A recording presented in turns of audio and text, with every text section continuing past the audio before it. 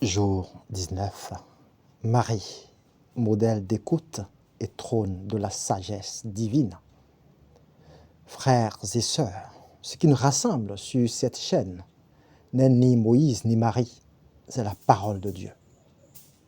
Moïse reçut de Dieu ses paroles sur des tables de pierre, mais il peina à les inscrire au cœur du peuple de la première alliance. Il ne l'écoutait pas. En Marie, ces paroles inscrites sur des pierres et rejetées par le peuple hébreu, ces paroles accueillies sont inscrites sur un cœur de chair.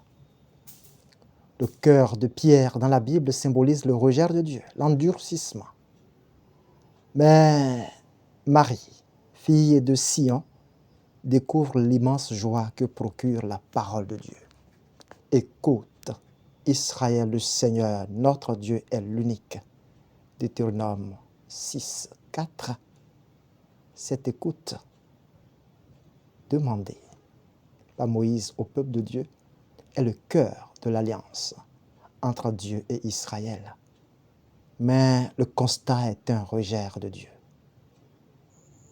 Mais mon peuple n'a pas écouté ma voix, Israël n'a pas voulu de moi.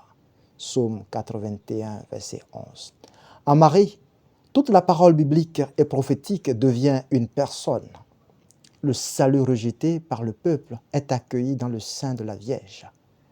En elle, la parole éternelle de Dieu s'est formée une chair d'homme, Jésus. À Marie, ce premier commandement de Dieu, qu'elle écoute, a donné ce que nul homme n'a vu et ce que l'oreille n'a jamais entendu dire. La sagesse assise auprès de Dieu, la sagesse qui est avec Dieu, elle qui sait ses œuvres, elle qui était là quand Dieu fit l'univers, la sagesse est devenue une personne humaine, Jésus.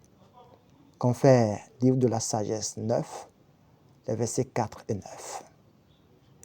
Il convient, dans cette réflexion, de montrer comment Jésus est venu dans la chair pour exalter non pas Marie, mais ce don unique de Dieu à l'homme qui écoute Dieu, à l'homme qui vit de Dieu, de sa parole. Nous cherchons des signes pour croire, des miracles pour louer Dieu.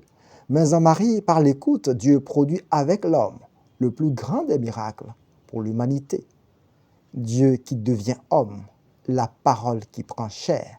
Jésus-Christ, Fils de Dieu et Dieu lui-même, est fils de Marie. Dieu en chair et en os, avec nous.